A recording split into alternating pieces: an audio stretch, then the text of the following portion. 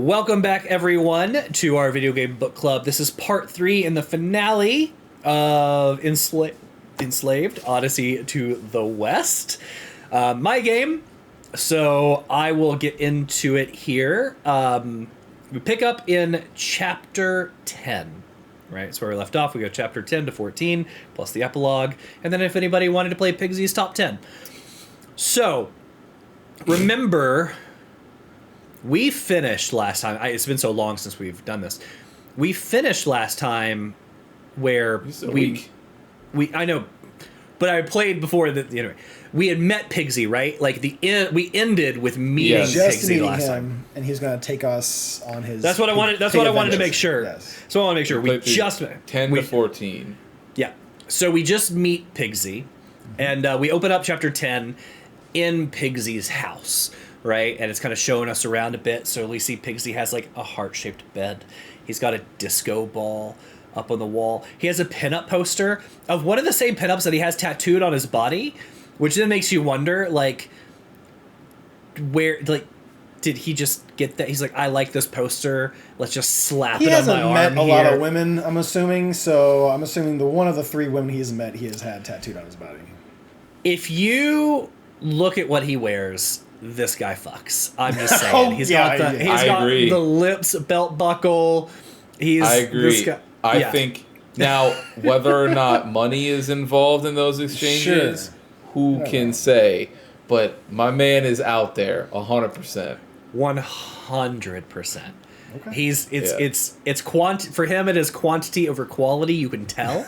And that is for sure. Okay. Take him where I can get him, I guess, Pigsy. All right. Okay. I think he lives his life by that mantra, to be fair. I think that he's just... Yeah, I agree. Yeah. I agree. So, it starts off with, like, Trip just kind of telling him, like, hey, we're headed to the west. We're following the slavers. We're going to take them out. And he asks, like, then what are you going to do? She's like, we're going to kill him. And Pigsy's like, okay, he's like, save your breath. Like, you're in trouble. We're going to help you out. He's like, taking out a slaver means nothing to me. Like, I'm here. Let's bring him down. I'm going to help you guys. Let's do it. So Pigsy also starts saying, like, since the raid happened on your village, like, I've been keeping up with the slavers and kind of tracking, like, what are they taking? Who are they taking? Where are they going? But before, like, he can really answer, like, what they've been targeting, Monkey just kind of cuts in. He was like, oh, wait, you said weapons? What kind of weaponry can you help us get a hold of? And he's like, well, let me show you. So he walks over to this, like, big whiteboard. He kind of moves off some maps. And it's this huge diagram of a huge mech, and he's like, a Leviathan. I don't know why they chose to say it like this instead of Leviathan, but it is Leviathan. It just drives me nuts. But he says it's a huge mech. It's the mech to take out all the mechs, right? And he's like, that's what we're going to do. We're going to get it, and we're going to use it, and we're going to take out the slavers and take out the mechs. Before we can go do that, though, we have to get his little, like, hover ship, his flying ship up and running, which means we got to get some parts. We got to get a power cell. We need to get a distributor, maybe some other stuff like a heat sink and others. So this brings us to our classic gameplay loop for this chapter, where we are going to run around, collect this stuff. Now, it begins with a fun little part where we show up to, like, the bank. We're outside of this mech factory, kind of in, like, the scrap yard. That's where we have to get the first part. And the first part we need is up on this, like, huge stacked scrap tower. And Pigsy is like, let's race up there. So you do. This is the only real gameplay part I paused on, because if you beat him to the top, you get an achievement. I don't know if you're guaranteed to beat him to the top, or if you can lose. No, did you? Did you yes, you can lose. I got stuck somewhere along there. I was not grabbing the right area, or not going to the right spot. And it's like, man. Okay. And I saw there was an achievement. I'm like, man, I'm not playing this again. Well, thank you for you're welcome. For the experimental sake. Yeah. Like, I wasn't going to do it again to purposely lose. So thank you. Yeah. Good. So you do get an achievement for beating him to the tower. You also get a fun little bit of dialogue when you pop back down, and Pigsy's like, I won, and Monkey's like, I won. Just so we're clear. Like, I won. So yeah. So I just have a note there, like, as we're going up the tower, we don't know a whole lot about Pigsy beyond the fact that, like, now he knows Trip, and he's being very competitive with us as we're running up there. Even when he got down, in the race, and him being like, I won, and so on. Girlfriend, bro. Yeah, and at the top, Pigsy's like, look, let's properly introduce each other now that we have a chance, just mano a mano up here. And Monkey's like, cool. So they go to shake hands, and Monkey's like, where'd you get your name? And when he asks where he got his name, the camera decides to do this weird, like, he looks down at the hand that Pigsy's offering, which is like a metal, like, hoof-looking three-toed hand. And then it pans up and looks at, like, Pigsy's flabby chest. And then it looks at, like, his little mechanical ear and his nose. And I have the note here. I said, the camera does this ridiculous pan to his metal hand with 3 fingers, metal pig ear, metal pig nose, and his flappy man boob for some reason. And he's like, well, go ahead. Go ahead. No, I was just saying, and he just kind of looks up and he's like, oh, you're a pig. And it's like, we know as gamers, like, we can tell. We didn't need all of this to be able to understand where his name comes from. So I don't think it was. I think they were just trying to do a comedic moment. Like they were just like, Monkey asked the question, and they're like, and then it's Monkey realizing like, oh, I guess I'm stupid. Like maybe it's just that you're a pig. But and as they go along, Pigsy's like, when he's like, where'd you get it? And he does all the pan. Pigsy's like, haven't got a clue where the name came from. Right? Yeah. And he's like, yeah.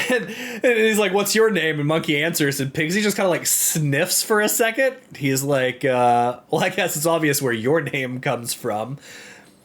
And that's that. And it's just a little bit of like Pigsy. The best part is like, you look way more like a pig than I do a monkey, but. Yeah, absolutely. Right. It was a little rude. But again, that comes into the weird like competitiveness piece that we're kind of feeling. So you do begin to work your way down. When you get to the bottom of the tower, we have to then like go inside the factory. Now it's time to get a supercharger, which is in the mech factory. And after puzzling around and go a little further, we get inside, we get a heat sink. At the end of this chapter, after the fights and so on that ensues, Pigsy is like, hey, so, you and Trip, are you guys... And Monkey's like, what? He's like, are you guys, like, together? And Monkey's like, no, like, Trip enslaved me, and she caused me pain if I don't do what she says, and if I continue to not do what she says, she'll kill me through this. And Pig's like, oh, okay, good, because, like, I always thought I had a chance with her, but, like, if you guys were a thing, I didn't want to, like, step on many toes, so, like, I just wanted to make sure. And Monkey's like, bro, she can literally hear everything you're saying through this thing. And it kind of pans over to Trip as she's like working on her little standing holographic right next to us, man. Like, it doesn't need the whole thing. She can hear you. She's right there. Yes, and that is the other part. And she like looks over as he says that, and then they all look at her, and she like turns away really fast. Yeah, like she didn't hear anything. And Monkey's like, look, I mean, if you think you had a thing, what were you gonna say, Christian? I was gonna say, I hope that in this response at first, when he's like, oh, are you guys a thing? And the Monkey's like, oh, no, she, is a huge bitch that puts a slave headband on my head. I was hoping that when I first played through the game, I was hoping that Pigsy was gonna, or I didn't hope, I had thought that because of the way that they had put Pigsy's character forth so far, I figured he was gonna be like, oh man, and you're complaining about that? Sounds like a dream, brother. Yeah, exactly. Yeah. I thought for sure that's where it was gonna go, and then when it didn't, I was like, oh. So Monkey's just like, look, man, I mean, if you think you have a chance, like, by all means, like, we're not together, go do your thing. So Pigsy just like walks over, and then it gets weird. And he's like, hey, so, like, I've known you since you were a kid, and, like, you've grown up so fast. And do you even hear that? He literally is like, he's like, he says, you're a woman already, and I think you might need a man. And, like, he mentions, like, I knew your dad. Yeah, so, like, bro. That's so fucking creepy, dude. You know someone creepy from a child? That's fucked up, man. Yeah. That's a little fucked up in my head. And you're like, I knew you since you were a kid, and you've grown up to become a woman. It's like, it was little unnecessary. So as he's talking, past unnecessary, but Yeah. Dude, this whole section, I just was like, all of their games outside of the first Hellblade, Ninja Theory has this way of just like finding their way into something stupid, and it's like, how badly do you stick your toe in this? As far as like things as like the first or that Devil May Cry reboot they did, it's all over it. It's real bad. But like, there's other games where it's like, like, and it's been a while since I played it, but like in my memory, Heavenly Sword and like the second Hellblade, it's like, okay, it's not so bad. Like there might be a few cringe moments here or there, or whatever, but like for the most part, it's fine.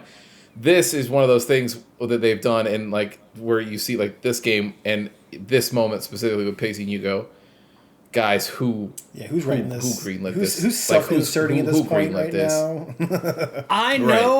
I know why they did it from a writing perspective, because there's something that's coming, and they want you like. So first of all, we're the third part of like 2/3 into this game, right? Like chapter 10's really late to bring character in, and we know something's coming for this character. We want everybody to be like, yeah, like really like this guy, like that was awesome. But how do you get that? And the way you do it, you can try and do it through like the comedic relief, but that's hard to get people to really feel for the comedic relief. So you need empathy. So they're like, well, we don't know what else to do because it's just a male character and a female character. Let's have him have a crush and then be the big oaf that gets turned down. So now we've developed empathy. So like it's kind of a cheat code for writing. But when you add lines like, I've known you since you were a kid, that's what I mean though. I'm saying like I know what you mean as far as like what they're trying to. The problem is that I think that they get I don't think that they get the empathy that they want because of the way they went about it. Whereas, like, if they had just done, like, like I could have seen this going where if he challenges Monkey and he, like, tries to be, like, her pseudo-father, is like, hey, look, I don't know what's going on with your dad, but I've known you since you were a kid, and I'm not going to let some man come in here and blah, blah, blah, like, I'm going to protect you, yada, yada, yada, like, that kind of thing. Like like a pseudo dad kind of thing. If they did something like that, and then all of the stuff happens, like you're like, I could see them like trying to go that route, but him being like, hey, so we want to like bang or whatever. She kind of got hot all of a sudden now, so I'm kind of turned on. I guess we're gonna flip the switch on how I treat you now.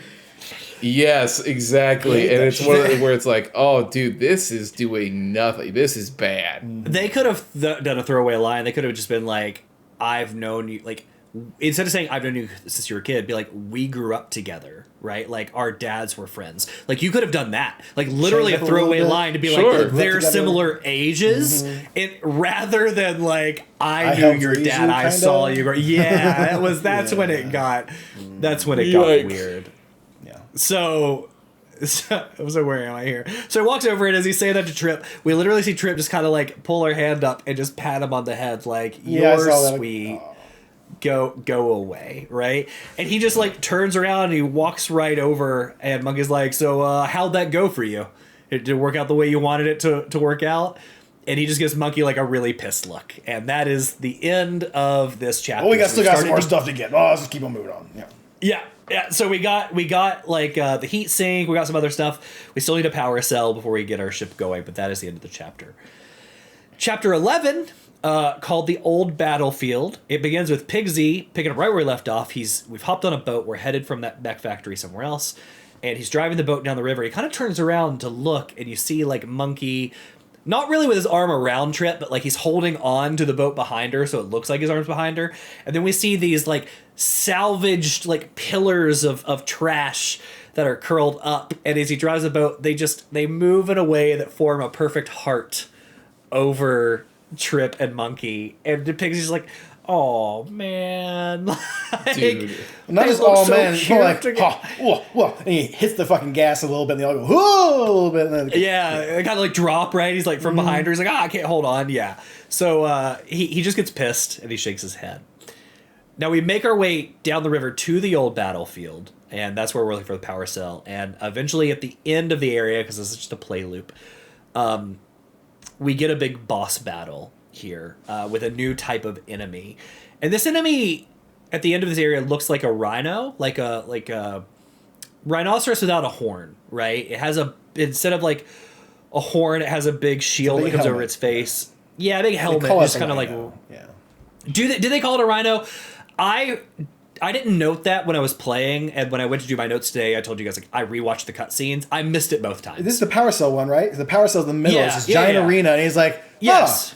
Well, you should go get that. And they're like, it seems pretty suspicious. This Power Cell's just sitting here all by itself. Monkey jumps down, and then Pygmy goes, oh, hey, probably should tell you about the rhino. Don't let it get you.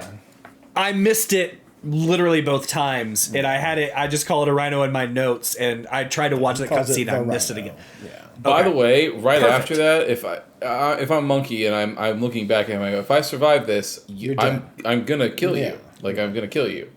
Like, it's uncool what you're doing. Yeah, so like we don't. It alludes to it, right? We don't know there's necessarily any foul play to Preston's part. Like, super suspicious that the Power Cell's in the middle of this arena.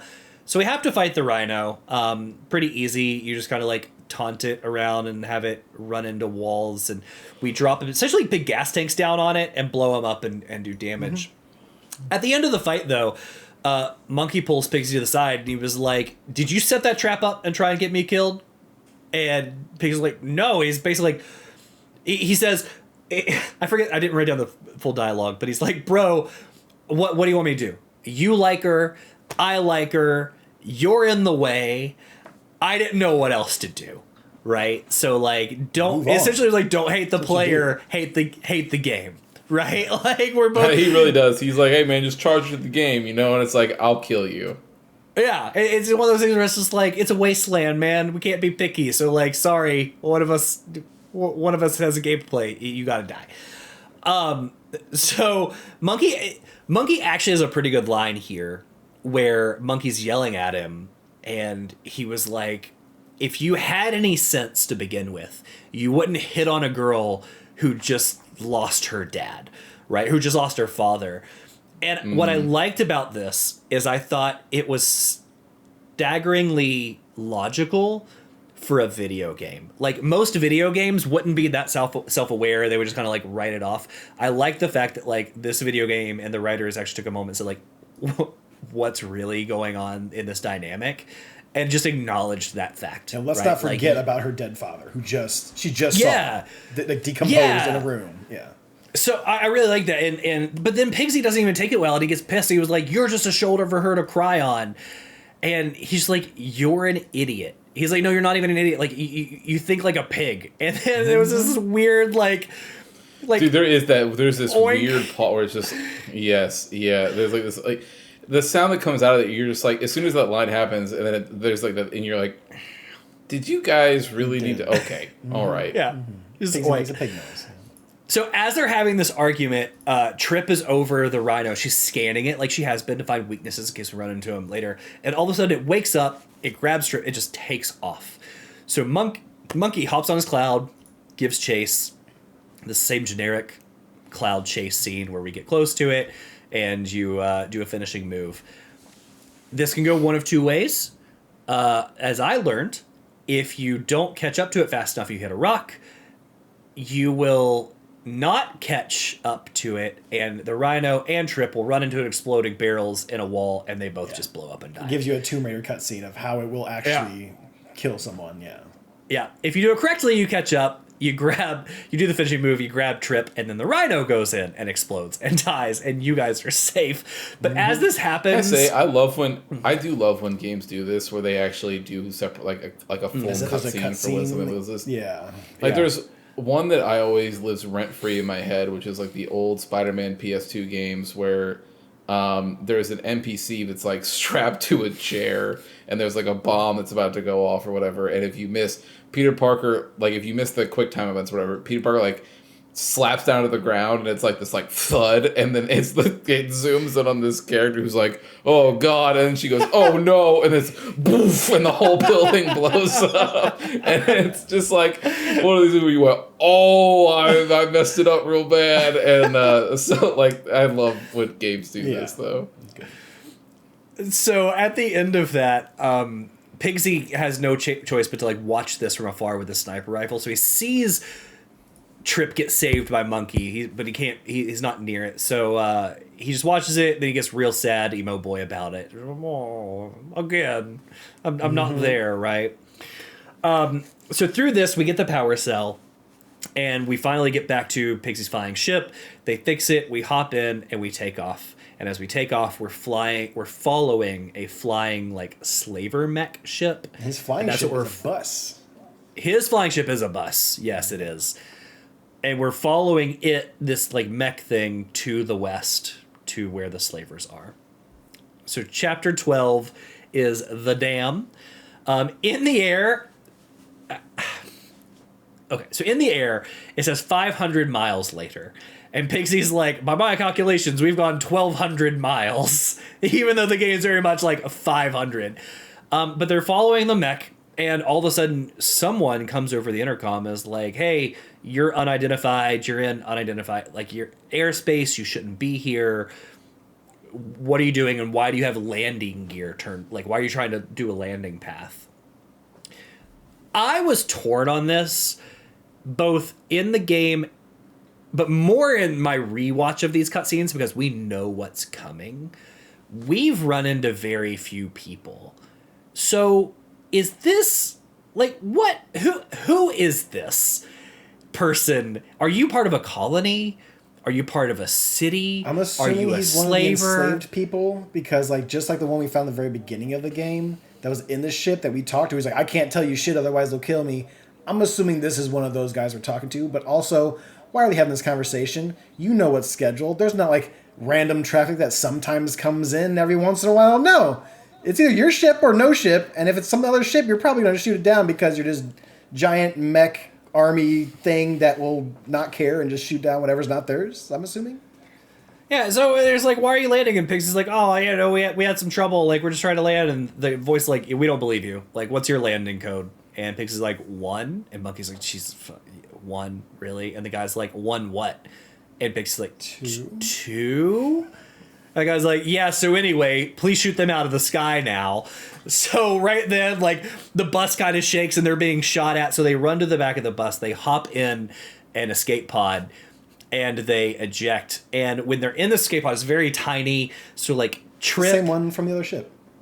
Yeah, same one from the other ship. So Trip... Pixie's sitting on the chair. Trip is awkwardly with like her legs crossed and her hands on her legs, very like close, like uncomfortable quarters, sitting on his lap. And then Monkey is like behind, just kind of draped over, like curled around with arm up. Yeah, like crunched in. And Monkey even comments on it, and he was just like, well, I guess it's nice to be on the inside this time. And Trip just kind of like rolls her eyes like, well, that was unnecessary, dick. And Pixie's like, dude, it is super cramped in here. No, and he says it's very intimate. Very intimate is what he said. You're right. He does say it's very intimate. And he's like, which, by the way, Monkey, can you move your hand? And Monkey's like, I mean, not really. Why? And Pixie's like, well, your hand is, you know, it's kind of on my... And I'm like thinking to myself, like, you know, butt, whatever. And he penis. It's on my penis. It's on my penis. Yeah. And...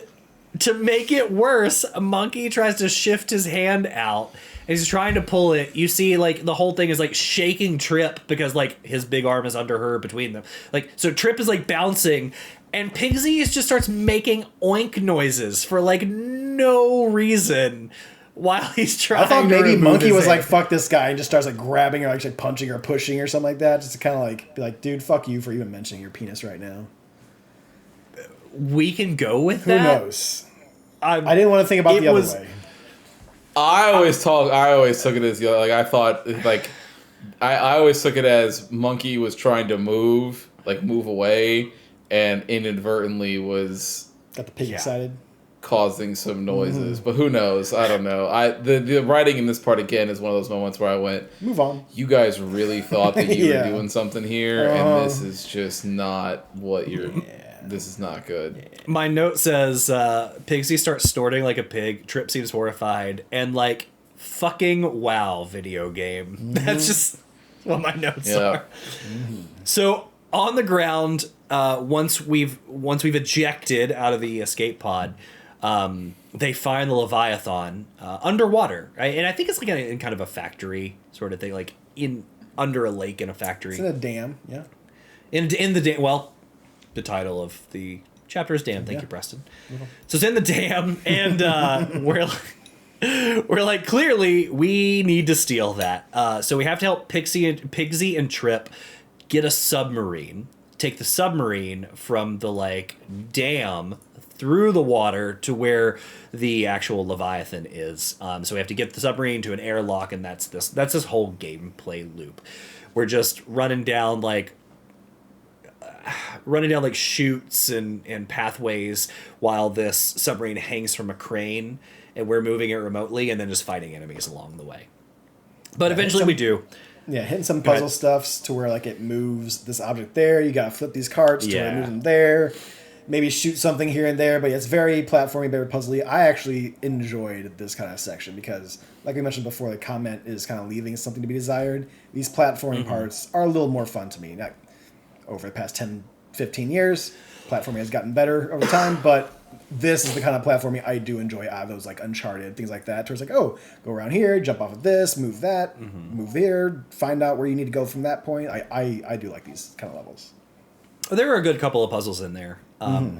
So we make it down, and that's the end of chapter 12, right? We're hopping in the submarine, we're taking it over to the Leviathan, and that's it. Chapter 13 is called Grand Theft, and we have to break the shackles. There's a shackle on each of the 4 legs of the Leviathan, keeping it underwater in the dam. We have to help Pigsy break the shackles to allow us to steal it. This chapter, this is my note here. This chapter is just a lot of puzzles and gameplay with a huge fight at the end where we have to protect 4 pillars that are powering up the mech. That is this chapter. Yeah. The scene at the end. So what happens is like Trip is trying to power up the mech by getting these pillars to charge. And one happens, we fight some enemies, and the second one is up, so then you have 2 up and you're fighting enemies, and then the third one comes up and now 3 are up and you're fighting enemies, and it's a pretty big space, and you're running like circling around all 4 of them trying to kill the enemies. It wasn't a challenge because they didn't give these pillars a life bar. Yeah, I wasn't sure how far they were getting, so I was trying to stop them, but also there's usually only 1 group attached to a pillar at a time. Like maybe Correct. 2 if I didn't notice another one, but like they're not having you defend 3 or 4 pillars at a time. They're having you defend 1 or maybe 2 pillars at a time. Because they're not getting the onslaught. Like there's no way you'd be able to keep up with that unless they give those guys a lot of health as far as like the pillars. But yeah, it takes a while to get through these, I feel. And yeah, I couldn't tell, like, I'm with you, like, I didn't know what maybe a health bar was, so I didn't let him sit there very long before I took people out. Sure. But to like, in my note too, but honestly, like, this went on way too long for me personally. Like, I think this whole fight at the end was just the same thing, too long, it was the same enemies. Sometimes I would have enough ammo. I got to the 4th one, and in the 4th one, they bring out 2 dudes with, like, turret guns and magnetic shields, and my stun ammo was, like, across the way. And by the time I got the stun ammo and the normal ammo to, like, take those 2 turret guys out, I had a sliver of health. And I was like, if I fail this and have to roll this whole... Like, I was going to lose my mind. Luckily, I had almost gotten all the upgrades, so I could actually regenerate health.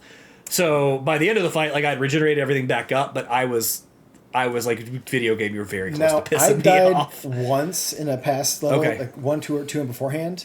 I don't think they make you restart an entire section altogether. I think some of the guys that you killed still stay killed. Honestly, I think this was like towards the final battle that we have. But like you're fighting smaller guys while you're trying to do the objective, that final boss. But like I felt that I killed a whole bunch. I died from something. It respawned me, but I didn't have to kill as many people in a certain section. So I think it still kind of just continued what you were doing, just respawned you in the front or whatever. I don't know if it's a difficulty thing or what. I do agree this game has really generous save spots, even within sometimes like fights or puzzles. Yep. Yeah, great checkpoints. So like you really don't have to do too much. I don't know what a big arena fight like this would be. Sure. If you had to redo it, but each pillar that comes down is the next one, if I guess. I died twice in the chapter before where we're trying to get the submarine down when you're in the big slanted hallway. Sure. I just before I figured out what I was doing, I let 2 people come behind me and kill me like twice. And every time, it didn't start me at the beginning of that puzzle. It started me on the platform I was on. So, like, there are really good checkpoints in this game. Eventually we win, and Trip's like, hey, we did it. The mech turns on. It's ours. Pigsy hops in the driver's seat, which is, like, the most unconventional driver's seat for a mech like this ever. He sits in, a throne and then grabs... Essentially, like, he kind of puts, like, punching gloves on his hands. Yeah. They're mitts. It kind of reminded me of, like, almost like a Pacific Rim kind of deal. Where, a little bit. The way he sort of, like, gets in. That's a good way to put it. And they are mitts. And what's funny is, like, it's less cool than Pacific Rim, to be clear, but it is... Yeah. This one was weird, though, because, like, the mitts make it look like Pacific Rim. He would use those mitts to, like, punch and box. He's not. Like, we see him later. He's literally, like, pushing towards the ground. Like, almost... Like, if you could imagine yourself, like, crawling on your hands is what he's doing. Yeah. It's very weird. They thought it... I'm sure they thought it looked cooler on the whiteboard than when they actually, like, developed and rendered this. I think that this happens. I think that's a problem at Ninja Theory from the top down, probably. Really. Yeah. So, let's see. That's it. We get in. We hop in. The mech turns on. Pigsy hops in. That's it. Game's over. Game's over. I was trying to catch up. So as this is happening, Pigsy is walking here. The last cutscene we get, Trip and Monkey are like on a bridge somewhere in the Leviathan. Like they're laying down. It's kind of dark in there. So they're somewhere secluded. Trip's like, look, like I wanted to talk to you, but there just hasn't been time. Like anytime we go to talk, something seems to be happening and gets in the way. Around. Yeah. And she's like, look, man, like when I found my dad, I realized, and she's like, I was wrong. Like I had no right to enslave you. And as she's talking, she's like moving through a little hologram computer stuff on her wrist. And she turns off the headband. And Monkey's like, what did you do? And Trip's like, look, there's nothing controlling you anymore. And he's like, so I can just leave? She's like, yeah, if that's what you want to do, you can go. And Monkey just looks at her. If I was Monkey, he would have been like, later. See ya. So Monkey just looks at her and he's like, turn it back on. And she's like, and he's like, you heard what I said, turn it back on. And honestly, by this point in the game, like, same. I liked it. I mean, to be fair, I was saying at the beginning. I was saying at the beginning of the game, to be fair, put that collar on me, girl. Take the Punish wheel. me, mommy. Like, yeah. Yep. But also, like, at this point, ridiculous. he says it like, I was there with you for a second, Christian Torres. Like, okay, cool, fucking slave collars off. I'm still gonna help you, but like, that's not gonna change anything. What's happening? He's like, turn it back on. He's like, what did I say? Put it back on. And I'm like, you're trying to be real hard for like no good reason. Don't get me wrong, it's getting hot here kind of thing, but you know. No, I get it. Like Preston and I joke because like same way, it's like yeah, punish me, it's fine, right? But like in reality, I know what they were doing, and it's the whole like I've bonded with you and I trust you enough that you're not going to intentionally hurt me, and it also links them in a way that he knows if she's in trouble, he feels it too, right? He gets an advantage. He's in trouble. So it's a UI and everything. Yeah. It links them in a really intimate, unique way. So, like, I get it. I thought it was very well done. I was here. But I understand. Fuck you. Yes. Well done, my asshole, dude. Oh my god. She is no different to me in this whole thing than like fucking Naomi in Metal Gear Solid, where she creates a horrific problem. And at the last minute is like, anyways, I'm sorry. And then nowhere near wipes the board away. Nowhere near. Oh, sorry. Like, Okay, you're right. Yeah. And cancer. For sure. Let's put it up on a whiteboard. So Naomi's decisions directly impacted Snake into a way that he would die. Correct? No, Naomi's decisions directly impacted the entire military-industrial complex. No. I'm talking about just for Snake, just for the main character. Far greater on a geopolitical scale. Just for Snake. I'm talking about for the characters that were playing the game. Huh? Naomi and Snake didn't have hot, like, singular moments to where they're, like, leaning them over aside to scan something by their bootstraps and, like, staring each other longingly into their eyes and has red hair. To be clear, Preston, you're saying that you're cool with Fox die as long as Naomi sent him a couple passing glances here and there throughout the series. I mean, if him and Naomi got a relationship going on and like, you know what, bygones, water under the bridge kind of thing, that's one thing. But that's not what happens. That's not what happens. Naomi's a floozy and was hanging all over Vamp. We all know this. Oh my god. I love this idea that he's like, Preston's like, I mean, look, if you want to inject me with a bioweapon, the least you could do is take me out to dinner a couple times. That's all I'm saying. At the least. You flirty tramp. No, like, because there have been parts in this game. I think the difference, in my opinion, honestly, is you're describing Stockholm syndrome. I'm sorry, but Monkey wakes up. No. He wakes up. He's knocked out. He wakes up, and I wake up with a bomb collar on my neck and told, on my head, and then told, if you don't do exactly what I'm telling you to do, and this goes for this whole trip, I'm going to blow your head off. And then you're like, oh, yes. But there's a couple times in the story where the person's really sweet to me. No. I have a bomb on my head. No. So what I was going to say is, yes, it was not right what she did to put it on there and then like kind of force him to say, get me home, right? But from the time you get home, which is halfway through this game, you see her start to regret her decision, start to change. And then even think about, there are like times in this game where she's like, I could turn this off, right? Like, but there's that little bit of like, what happens if I turn off? Does he leave me? Oh my God, I don't want to be alone because all I've been through is trauma so far, and I can't mentally handle being alone. And Monkey, on the other hand, has created this bond where he's like, I want to be. He's also just looking for a place to call home, and he's bonded with this woman where he's like, I want to feel something and be close. So like, thank you for turning it off. I appreciate it, but like, I want to be close to you and feel you. I actually think it was pretty well done. I do. Yeah, I do. Okay, so note to self for any writers anywhere out there: all you have to do to make Alex wipe away any crime whatsoever for a character is just introduce she's not a criminal. She's a teenager that wanted to get home. It is a crime. Are you fucking kidding me? Okay, so if I put a thing to kill you, you're It's so angry. I didn't say anything yet. I didn't say anything yet. If I put on a death device while you're knocked out, what part of that is not a crime? In our current state, with our constitution, yes, coercion is a crime. In their post-apocalyptic wasteland that has no government, there's no law here, crime. Dude. Yeah. There's no crime. They have slavery in this. Like they're enslaving. There is no crime. And outside of the slavers group, everybody else in that world is like, yeah, this is really fucked up. Yes. Like, what are we? There's no. But you're just like, but Dami Mommy good though. I can't do this. Like, this is clearly not a real discussion.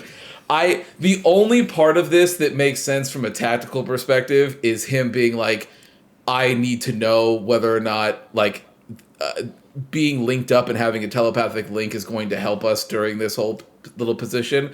But otherwise, any other regular human being who does not have a death kink would be like, get this fucking bomb off my head. I understand where Alex is coming from. It's the whole thing's like they've grown with the relationship over this time. Yes. And the way to say like how much is Monkey into this is by saying like, hey, you could just keep this death bomb slave collar on me. That's how much he is into this chick.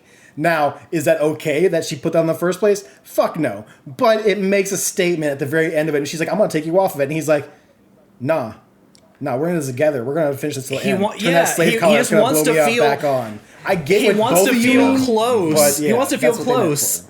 And that's what it is. Like, I trust you enough that you're not going to intentionally hurt me. Put it back on, right? Like, I feel there are benefits to what it's doing with his mind. That's what it is. I can tell. I can. Jake, Travis, go play this game. Oh, that's I not can the tell right. No, you picked the other. You picked the other two. I was like, no, step on me, people. That's not how that works. No. Jake is already in just red hair. You said red hair. He's Jake done. would be on our side instantly. Jake you say Jake would be like, he would have told Trip. Yeah. Jake would have told Trip in the beginning. He'd have been like, "No. Sorry, Tighter. take this slave collar off my head and put it around my genitals instead." Yeah, tighter, please, tighter. I will say, like, I'll go back, Christian. What we talked about last week. All of this is carried by the actors' performances. Sure. I think they, even in this part, continue to just like absolutely. I still think it's exclusively. I don't know why I'm blanking on him now. Andy Serkis.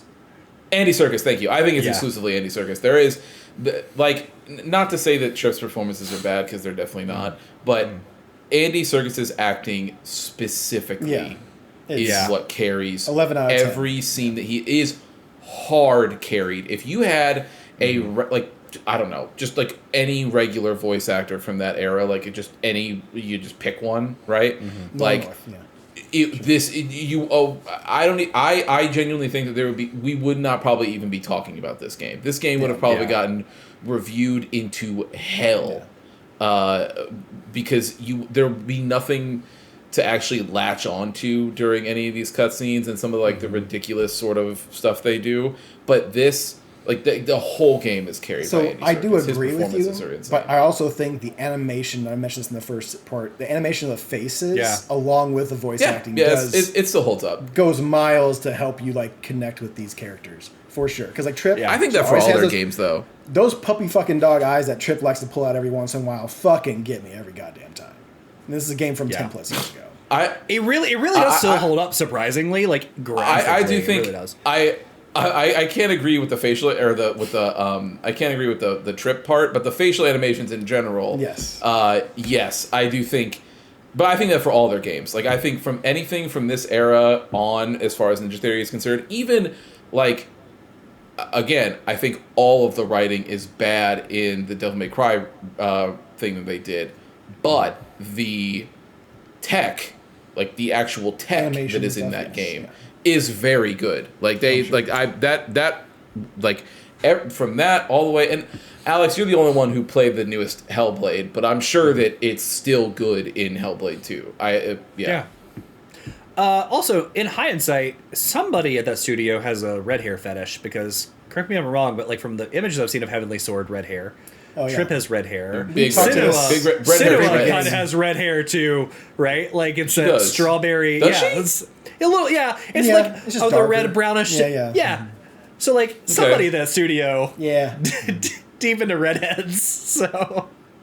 Yeah, I think the only exception is probably Devil May Cry. I don't think they. But it's a dude, so you can get by with it. You know, it's a dude protagonist. I haven't seen all the female characters in DMC, so who knows? One of these days, I'm sure it'll be on the list of the book club, but it won't be. But all of the all of the female characters in that game are big boobs and blonde. Okay, that tracks. And then, outside of the emo, I'm sure it would be Alex's favorite character. But the little emo side character in that game is thick eye makeup, swoop, hoodie. Can I Google that? Hold on. No. I just need to know if you're correct. DMC. Pressing cut this out. What is it? Emo side character. Yeah, emo girl character. I'm sure it'll come right up. I do not know her name. I'll look it up. Hold on. It's not lady. It only pulled up V. No, not that. That's you're just thinking. Yeah, that's. You know what? Also, character. though, I mean, he's definitely emo. DMC. Here, I'll find the name for you. Hilarious. Cat. DMC. KAT. That would be her fucking name. Yeah. Oh yeah. Yeah. I'm here for it. I know you are. Yeah. Deal. This is completely side. When you Google it, there's a lot of images of her side by side to the I don't know if it's the same actress or not, but the blonde woman that passed away that played one of the witches or vampires in Resident Evil Village. Oh, They look the same, but there's a lot of one side by side. I'm not clicking on the articles. It could be similar voice actor, though. It might be the maybe. same. I don't know. Might be the same voice actress. Anyway. So, back to this. Chapter 14, after that conversation, is called Pyramid. So, as we're going through the desert, Pigsy sees this huge, shiny pyramid in the sand, and Trip's like, oh my god, it's real. And we have now made it to the slavers. The next part is just a lot of fighting with, like, mech scorpions. We're doing puzzling and platforming up the side of the Leviathan. We're trying to shoot these, like, mech scorpions that are climbing on it off by hitting its legs and stuff. Mech leeches, yeah. And it all caps off into, like, one big fight with a mech scorpion that is also very long, where we just have to, like, shoot some legs, platform, shoot some other legs, platform. We knock it off this Leviathan like 3 times, but it never actually falls off. In between all those, leg shot, platform shot, enemies in between those as well. Just while you're doing all this shit, just why not have some more combos to be put into something else? Because apparently that wasn't going to be enough just to have a boss battle. You need to have minions while you're doing that as well. I'm like, man, I don't want to fight any of these guys. I just want this to be... Not that I want the game to be over, but, like, I want to get through this boss battle and not have to sit here and deal with fucking jobbers on the side. They had so much ammo laying around, I just one-shot them all. It's just like, dead. I did not see that much ammo lying around. I don't know. I was on normal. I don't know if that's different, but yeah. I was on normal, yeah. I was on normal. So... That's what it comes down to. It comes down to the big fight at the end, and they take down the scorpion. They're cheering and like, "Hey, we did it!" And Pigsy's like, "Meh, not quite." And as the camera from the Leviathan looks outside, there's like 5 more of those scorpions. But this was the mech to take out all mechs, though, right? It was, yeah. But to be fair, I don't know that they've seen mechs so big to this point. Like, these are like the mechs protecting that area, so maybe they just weren't familiar. The only way to beat him is Pigsy's going to have to blow him up with the Leviathan. Unfortunately, that means he's going to have to blow him up with him inside of it. So he tells Trip and he tells Monkey to go. They jump out, and we see this next dramatic cutscene where, like, he's inside the, like, cockpit, just like, raw, getting shot and hit with glass. And, it's like blood splitting here and there, yeah. Yeah, and then he blows them up, and he does it, and he kills them all. And that is the end of that. Truly a tragic character. Yeah. Yeah, really felt some there. Brings us to the prologue, which, why even just make this chapter 50? It doesn't matter. Anyway, prologue. So Monkey is carrying Trip, and Trip is like, hey, oh, I'm sorry, I prologue. You're right, epilogue. Thank you, Preston. I was just going to let you have it. That's what we did at the beginning of the week. As most people would have just let me have it anyway. So Trip's like, hey, put me down, and Monkey puts her down, and she starts running forward to the pyramid, and next thing we see is like we're inside, and there's just like bright lights inside of this pyramid, like tubes going all over, and then as it starts to pan, there's like slave people in these like big masks. So it's not just like the little headband that Monkey has, but like full blown masks, and they're all just standing, and then we see this like person just going crazy, this like skeleton arms, like, yeah, on a computer, just like super fast. It actually kind of reminds me of like the Shadow Broker in Mass Effect, if the Shadow Broker was like a skeleton, just slapping around on computer screens, doing other stuff. And as they start walking forward, all of a sudden Andy Serkis, just pops up. Andy Serkis, yes. Live action just pops up on the screen, and I didn't, just so you guys know, I didn't do like word for word dialogue. I didn't care. But he pops up on the screen. I didn't care. He's like, hey, what you're seeing, like everything you've seen, these people aren't slaves. Like, I'm an AI, this whole thing is built from one man's memories, and those are the glitches that monkeys have been running through. So all the things we saw are like snapshots of Andy Serkis's memories. And his AI has built an entire world off of their memories, and he's like, I did it so they don't have to live in this wasteland. And Andy Serkis is like, this is not a slave colony, it's an ark. Like, I'm saving these people. It's like, you say you're living, you're not living. Like, these people are living. These people have jobs. that they go to every day. They have wives, they have husbands, they have children that they take care of. Their children go to school. He's like, you don't have schools. You have mechs. You have robots. Like, your world is a wasteland, and I've given these people a paradise to live in. And part of it is, he's not right. He's not wrong. All of it is not right. He's like, wow.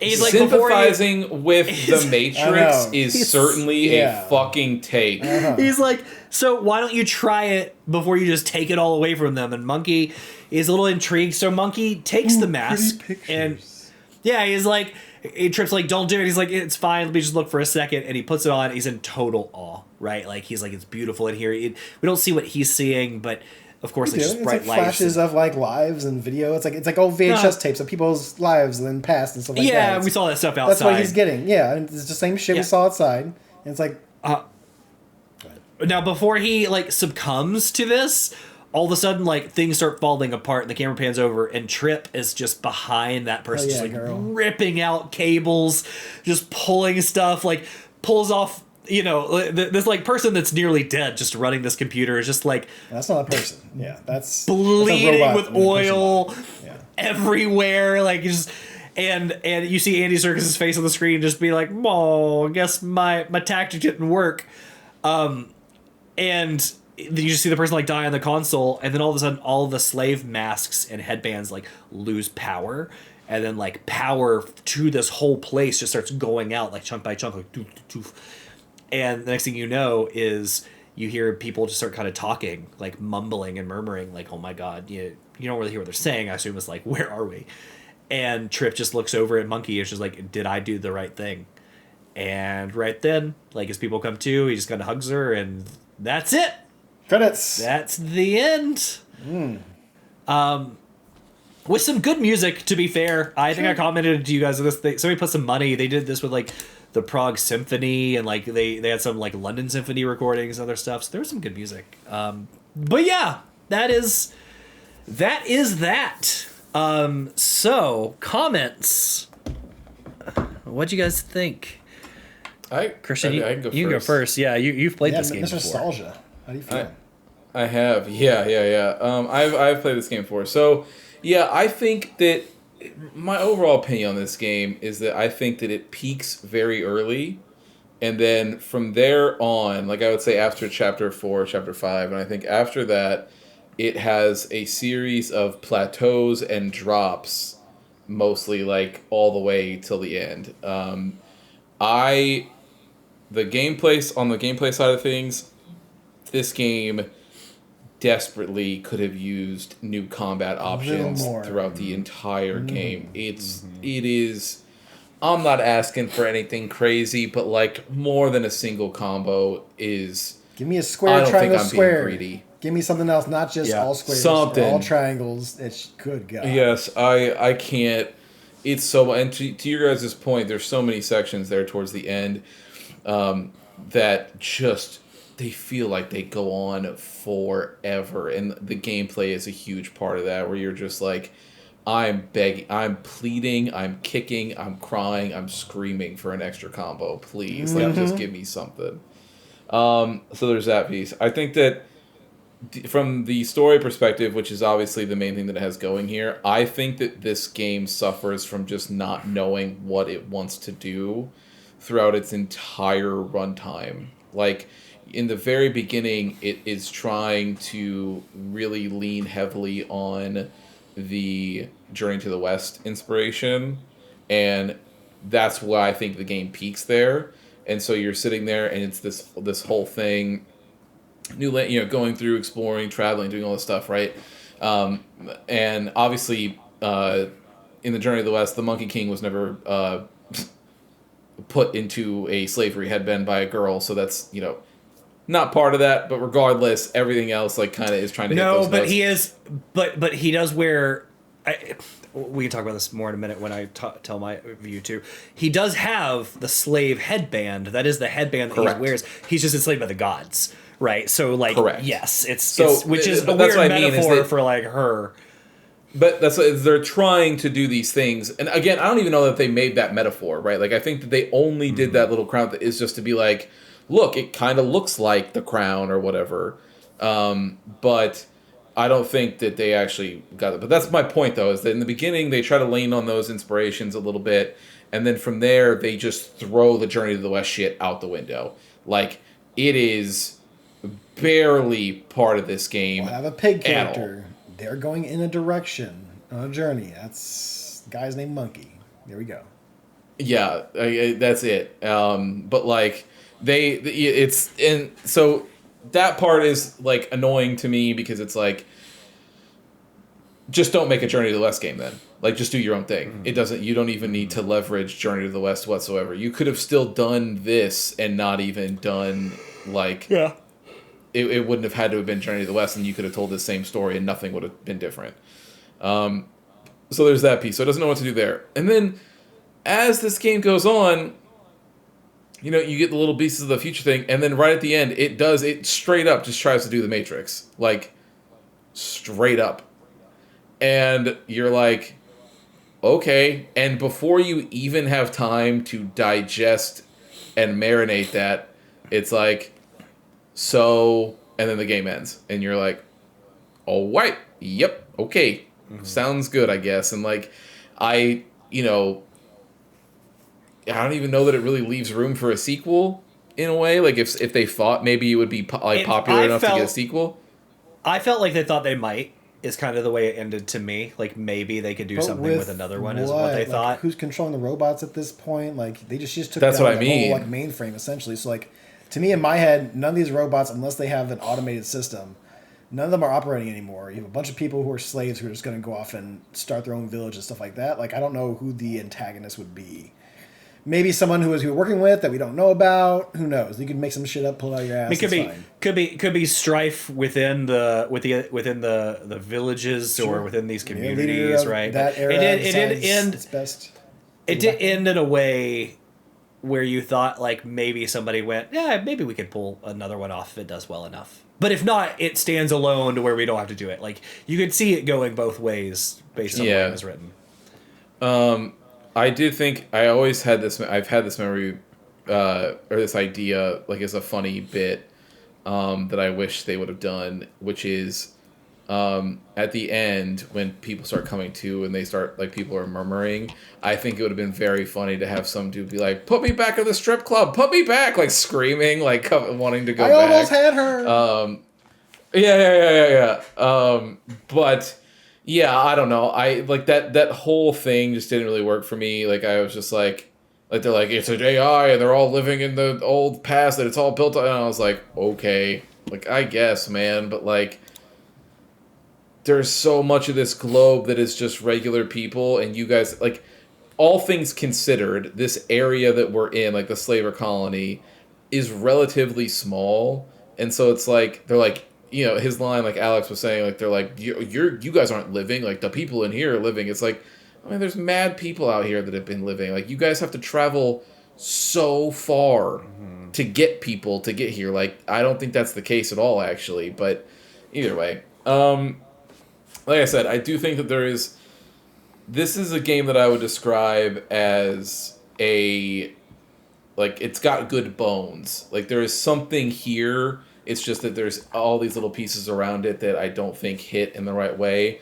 But from there, like, but from that, like, or another way to describe it would be like, this is a good example of like a B game from back in the day. Sure. Right? Like, for sure, for me. And so I do think that there are some things that it does well, and I do think that, like I said, the performances from Andy Serkis, for me, carry this game. I think that he does God's work in any game that he's in, but in this game also, like, specifically, that we're like, he does really good. And for me, I would probably land at a flat 3. I think it ends up being a hair above average for me. But I would not be able to go any higher than that with some of the issues that it has, but which I still feel the same way I did about it back then. Like, I played it, and I still have a nice little spot for this game, and I think it's good. But it definitely, it's got its flaws and everything else. Like I said, I think it is a perfect example of a B game. Yeah, I would agree. I had it sitting. I'm just going to go with my score right now. I had it sitting at about 3.5, but the more we talked about it, the more I scratched off that 0.5. So yeah, I am also sitting on a 3. It's I would say I started out as an average game with Circus, with the art design and everything. Like when you get up to close to some of those walls, like the art that was put into like the grit and the texture of those walls, like it's some really good shit. Now, the PS3 can't always keep up with everything that's happening on screen as much as it is maybe for you guys on PC. I'm sure that was much better. But the PS3, it's the jet engines are on and it is stuttering here and there during some of these more intricate areas with more pipes and just pieces that are protruding that you're trying to all load in. But overall, I mean, it was pretty good. I mean, I could say it again as far as the combat, but yeah, I feel exactly the same as Christian. You press XXX or you press YY. It's pretty much all you got with it. You can use your staff to shoot some stuff, which occasionally I'll do, because it's a little bit faster, like Alex mentioned. But overall, the combat just I needed something a little extra. I need a little bit of variation. Maybe like the more you upgrade, you get like now I can do an XYX or I can do an XXYX, and just kind of find me a different animation just to kind of make it different as far as something a little bit more with the combat. Because dodging was meh, the blocking was meh, and just the overall combat just felt like all right. I thought some of those like chase scenes when you're on the cloud were a lot of fun. Going after the dog or going after the rhino, and like don't get me wrong, you put me on that chasing in the rhino. I'm forgetting that you can jump on the cloud. I'm forgetting all these things, which is why I died a couple times because I'm like oh this is fun. I'm like oh, I'm supposed to jump here. Oh, we're supposed to do this here. I'm like, oh, well, we'll do it the second or third time. But yeah, Circus, the art style, the audio, everything of that like nature, like it, and the visual facial animations they put onto characters in this era. I thought all of that brought it just slightly above an average game. So yeah, that's what I'll give it. It's 3 out of 5 for me. Okay. Yeah, I everything you guys have said I agree with so far. Except one, like I don't think the game nosedives in terms of story. Like, and I don't know those plateaus either. Like I think it was pretty consistent throughout, honestly. The Journey to the West stuff should not have been there. On it, like not necessarily. When I even Googled it, beyond the things that we all have talked about when it comes to like parallels, beyond the headband and the staff and the names and stuff, the only other thing that was called out that I did not recognize was that in the beginning, it's somebody put like they're both born from a stone egg, right? The game starts off where you fall out of the like pods little cell, and I was like, so like everything else. To anybody that's familiar with those are egg-shaped, with the story, I guess, yeah. Everybody else that's like familiar with Sun Wukong, like it's all on the nose, and I think that hurt this game because Christian, to your point, like you felt in the beginning like you wanted to stick to that, but then you didn't know where to go with it, so you kind of lost the thread a little bit. And of to that. Be fair, so it should the pyramid is like a what Egyptians used as like an entryway into the heavens toward the gods and stuff like that. That was a way for humans to connect to the gods. So that is a technical area of the gods, if you will, when you come to a pyramid. But it's a reach. Not in sure. Not in China. Not in China, that's correct. But also Statue of Liberty is not in China. But yeah, gotcha. So like I agree. Like this should have been your own story, your own characters. Everything else hits exactly the same. And probably a little better because you're not tied down to that story. I thought the ending, like, I liked the end of it. The problem is, it's not one of those games that has multiple ending choices, and it should have, because you have this moral dilemma of, like, what is living, right? And then you actually ask this really interesting question where Trip is like, did I make the right decision? On one hand, you're like, absolutely, because now you free these people that were taken against their will and you can go rebuild society, right? Like the AI is like, all you have is mechs. It's because that's what you're producing. You're stealing people to run your machine and you're producing mechs. So like we are in this wasteland and I've just freed people to like rebuild society. But if they've been living in this thing with families and other stuff, like, that's traumatizing from a character that also just lost her entire community. So I think because you weren't quite sure where you wanted to go with the story, you actually asked really interesting questions, but didn't know how to answer them. So then the game just, like, ends. Like, it doesn't know what to do, right?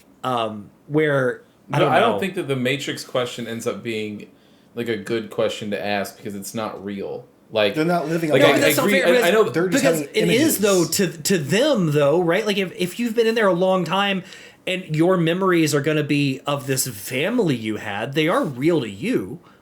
Right, but, like, so for instance, like, not to talk about another game, but, like, in Expedition 33, right, like, we attribute one of those endings to a war criminal and the other ending to a normal person. And, like, right. So, like, no, but none I'm of not that saying stuff what she is did. real. Yeah, but I'm not saying, like, what she did is right or wrong, but what I'm saying is, like, it does ask interesting questions because you're talking about ripping people out from what they feel like is probably kind of paradise, right? Like living in versus bringing them out to this wasteland that they have to physically rebuild and overcome.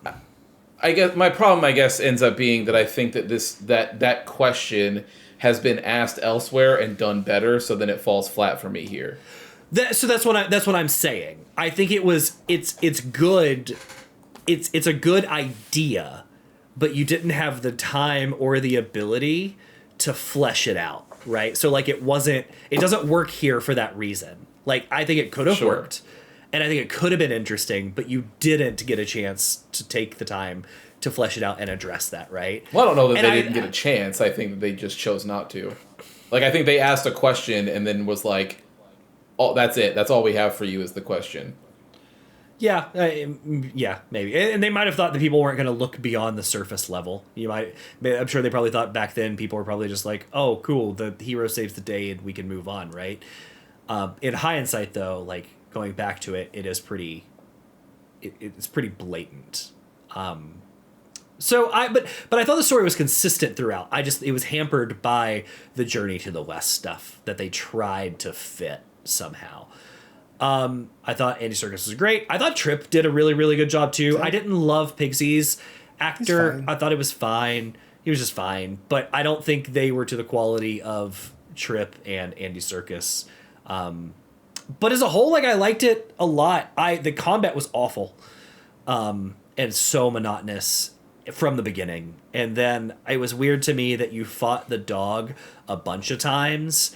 And then only at the very end, you're like, oh, we finally thought of, like, a different mech, but we're going to do the same thing in a chase. And it's like, okay. So I am perfectly in line with you guys coming into this. I had this at a very even 3. I think the look, it holds up visually. I think there's some really good moments in this game. Not necessarily narrative-wise, but, like, cutscene-wise. There's some really good cutscenes, even if the narrative doesn't quite hit. Sure. But there are other, like, staggering drawbacks, like the tie to Journey to the West, like the fighting mechanics, like the unfinished ending, in my opinion. Like, I'm glad I did it. And I could see, like, I don't know, like, part of me is like, oh, it'd be interesting to play again. But, like, then you go, oh, but the combat would just, I don't know that I could do that combat again. Right? So maybe I think it's a perfect... Maybe put on real easy, so I don't have to deal with as much of the combat, maybe, depending on how that goes. Maybe. that's I would give it an even 3. I think it's really good. Also, I will give it a 3. The one saving grace is that once you beat the game, you can go into extras and you can turn on Sexy Robot Trip, and that's probably worth like a 0.25 there. So an even 3 is pretty solid for this game. So that is that. I'm glad I played it. It was good. Yeah, for sure. It was a good one. We've had some stinkers, you know, and this was not a stinker, so I will take that. We've had some stinkers. So Preston, what do we have coming up next? Yeah, so I did a little research on this one. Christian, I do apologize, but you have played this one. Alex, I don't believe you have. I did some trophies in achievement stalking, so I don't think anyone has played this outside of Christian. Okay. How you boys feel about Nazis? How do you boys feel about Wolfenstein killing Nazis? We are going to play Wolfenstein, The New Order, and I kind of wanted to do this as a Let's Play the series. Now, they have 2 spin-offs after each one, so I think we're just going to play the 2 mainstays. And if you guys are like, this is so cool, I want to play more, we'll play the spin-off ones. But we're going to start with The New Order. I've played about an hour of this, remember? And you saw me playing it, and you were like, I got that for book club, and I quit playing it. Yes, this is I about played like an hour of this game. Probably close to a year ago when I bought that on a sale. Yeah. It was a bundle deal. So. Yeah. So I probably So I never got to play... No, maybe I did play the second one. You played the first one, because I saw your trophies for I definitely did, but second I think I one might have didn't see also played trophies this... for. So you may have played it, but you didn't get any trophies for it. Yeah, I think I played it on the Xbox app. I still pull it up on like Xbox. on PC. I pull up Chivos. I'll have to look. Yeah, we'll see. Is this which one? So the New Order is... I played 46 minutes, and I have 3 achievements. Okay. So Wolfenstein is an old, Doom shooter from back in the day, boomer shooter. Mm-hmm. Yeah, it is. They tried to do like a reboot around, I think it's 2017. It didn't go too well. And then this one is the one by Machine Games. They kill it. They've made things like Riddick Butcher Bay, and the new Indiana Jones. So this is them going like balls to the wall, like giant guns, goofy, crazy bullshit. Let's kill some Nazis game. I've been wanting to play this game for a while. I saw a bundle deal, and I've been wanting to play this game for a hot minute. I'm like, I gotta save it for the book club. I have to do it. So we will do. I think we should bring back punching Nazis, Preston. So I am here for this game. My personal vote would be because I know for a fact I've never played the spin-offs. I would love to include those, and we can just do it as a series. So like, we will do it as they came out, because the first spin-off is a prequel to this game. So, but we'll play it as they came out. So, Wolfenstein: The New Order. We will do this as a 3-parter. I think it's the way it's 16 chapters. We're going to play 6, 5, and 5. So we will play through the first 6 chapters. Now, it doesn't give you a giant title thing that says Chapter 6, this title. At least from the gameplay that I was watching. So, you will play through Chapter 6. You will escape London Nautica, and that is Chapter 6. Once you escape that area, you will stop when you get back to base. It's like a whole cutscene that goes on. And once you are back into your gameplay and you see Anya Oliwa, and you're going to talk to her in that base, that's when you just want to stop and walk away from it for part 2. So, finish Chapter 6. If you want to do research on where that stops, you can, but I did it for you. So you leave London Nautica, which is this giant whole area. You go off and escape in a helicopter. You go back to your base. Once you are put down on the ground, you can press pause. That's when you can stop. Okay. I also love that you brought up Escape from Butcher's Bay, because I almost included that as a book club game not long ago. I bought that for Christian for Christmas last year. Yeah. Because he was looking for it. Yeah, and there's still Dark Athena. I love those games. I played it way back in the day, and I haven't gone back to it forever. But I saw it the other day. There it is. Yeah. PlayStation 4, Preston, Wolfenstein 2. That's where I played it. Is it Wolfenstein 2 that you played, or did you play Wolfenstein: The New Colossus on PlayStation? Yeah, Wolfenstein 2: The New Colossus. That is the one that I played on PS4. Yeah. They do. So I was like, I have vivid memories of that. Either way, I never played any of the spin-offs, but also I love both of these games. I'm very excited. This will be fun. Okay. So I'm excited. This will be good. This is one of those rainy day games where I've heard great things about it. I love these type of games. I just never played it. Fucking Steam sale was like less than $20 for all 4 games. I'm like, fuck yeah. Then I'm like, that's a video club series we're doing. I love alternate history games too. But especially alternate history games when we're on the right side of it, because like we're still slapping Nazis, but like they just have like supernatural powers and mechs and stuff. So I'm here for this as well. Yep, I'm getting to the boots of BJ Blazkowicz, and we'll see what it's all about. So, are you? I don't know if you're gonna get into the lore, but isn't he like a great grandson or something to the Doom guy? Isn't that the way the lore is supposed to go? I don't think that's. I think that was like a fan fiction. Is it? Okay. Yeah. Okay. I don't think that's the case. No. It'd be cool. Okay. I don't actually. Who knows? Press can do some research. Maybe finds out that that's the case. I don't know. But BJ has been the protagonist of all of the Wolfenstein games. Yes. Just like Doomslayer or Doom Guy. Yes. So he's your shooter guy with the face that changes. Alrighty. Yeah, he gets bloodied when you hit him in the nose. All right, everybody. Well, thank you for hanging out with us for our final part of Enslaved Journey to the West. Don't forget to check in with Preston as he does Star Wars Sundays. And of course, if you didn't listen to this week's prologue, feel free to go back and listen to that. And then we'll be back at you next week with a new one. So thanks, everyone. With that, Preston, you know what to do. Yeah. Thank you for listening to another episode of The Testing Room. To catch up on past episodes or to check out the newest ones when they drop, follow us on Apple Podcasts, Spotify, or wherever you get your favorite podcast. If watching is more your thing, check us out on YouTube, youtube.com/@thetestingroom, or watch us live on twitch.tv/testingroomlive. To leave comments or ask questions, you can follow us on Instagram @testingroompod, leave a comment on YouTube, or send them in to testingroompod@gmail.com. See you next time.